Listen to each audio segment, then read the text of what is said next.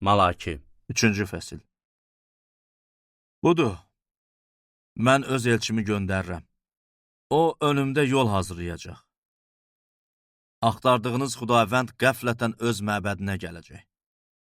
Görmək arzusunda olduğunuz əhd mələyi gələcək, deyir ordular Rəbbi. Amma onun gələcəyi günə kim tab gətirə bilər? Zühur eləyəndə kim davam gətirə bilər? Çünki o, əridicinin odu, yuyucunun sabunu kimi olacaq. O, gümüş əridib təmizləyən adam kimi rəftar eləyəcək. Levilləri saflaşdırıb qızıl və gümüşü təmizləyən kimi təmizləyəcək. Beləcə, salihliklə Rəbbə qurbanlar gətirəcəklər. Onda Yəhudanın və Yerusələmin qurbanları əvvəlki vaxtlar, keçmiş illərdə olduğu kimi Rəbbə xoş gələcək. Mən cəza vermək üçün sizə yaxınlaşacağam. Ofsunçulara, zinakarlara, yalandan and içənlərə, muzdurun, dul qadının, yetimin, qəribin haqqını tapdalayanlara, məndən qorxmayanlara qarşı tezliklə şahid olacağam. Ordular Rəbbi belə deyir.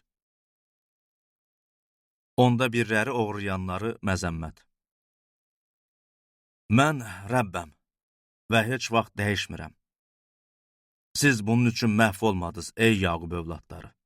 Atalarınızın dövründən bəri qaydalarımdan döndünüz və onlara əməl eləmədiniz. Mənə tərəf dönün. Mən də sizə tərəf dönərəm, deyir ordular Rəbbi. Siz necə dönək, deyə soruşursunuz. İnsan da Allahdan oğurlayarmı? Sizsə məndən oğurlayırsınız. Səndən nəyi oğurlayırıq, deyə soruşursunuz. Onda birləri və təqdimləri oğurlayırsınız. Siz böyük lənətə düçar oldunuz.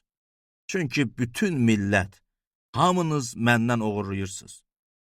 Bütün onda birlərinizi ambara gətirin ki, məbədimdə ərzaq olsun. Ordular Rəbbi deyir. Siz bununla məni sınayın.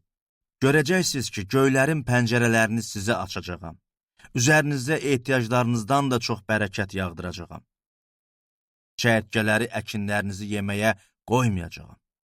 Tarlada meynəniz məhsulsuz qalmayacaq, deyir ordular Rəbbi.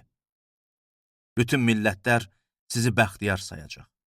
Çünki ölkəniz gözəl bir yer olacaq, deyir ordular Rəbbi. Mənə qarşı sərt sözlər söylədiniz, deyir Rəbb. Sizsə, sənə qarşı nə söylədik, deyə soruşursunuz. Siz dediniz, Allaha xidmət eləmək faydasızdır. Ordular Rəbbinin buyruğunu yerinə yetirsək də, onun önündə yas içində gəzsək də, bunlardan bizə nə xeyir oldu? İndi biz məğrurları bəxtiyar sayırıq. Pislik eləyənlər işlərində uğur qazanır.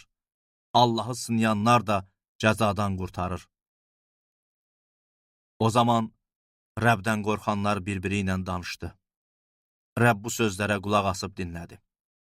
Rəbdən qorxub adına hörmət eləyənlər üçün onun önündə bir yaddaş kitabı yazıldı. Ordular Rəbbi deyir, fəaliyyətə keçdiyim gün onlar mənə məxsus xalq olacaq.